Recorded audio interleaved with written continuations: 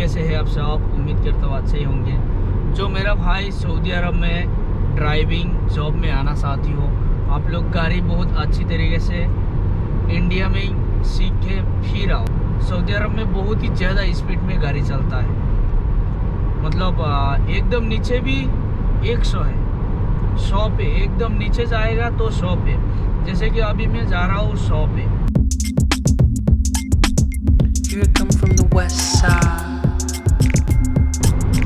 तो आप इंडिया में पूरी मतलब अपना हाथ क्लियर करके फिर सऊदी अरब आओ ड्राइविंग में, नहीं तो आपके लिए, आपका लाइफ के लिए कुछ खतरनाक हो सकता है। अपना सेफ्टी अपना हाथ में रख के। हम लोग जा रहा हूँ अभी दूसरी स्टेट पे। ये आप सब देख सकती हो, ये ऊँट है, ये ऊँट है।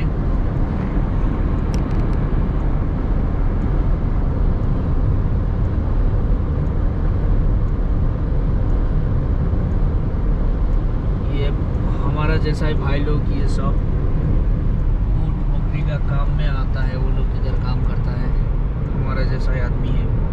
तो आप अगर सऊदी अरब में ड्राइविंग जॉब में आती हो तो उधर से ही बहुत अच्छी तरीके से सीख के फिर आओ। इधर बहुत ज़्यादा स्पीड चलता है गाड़ी।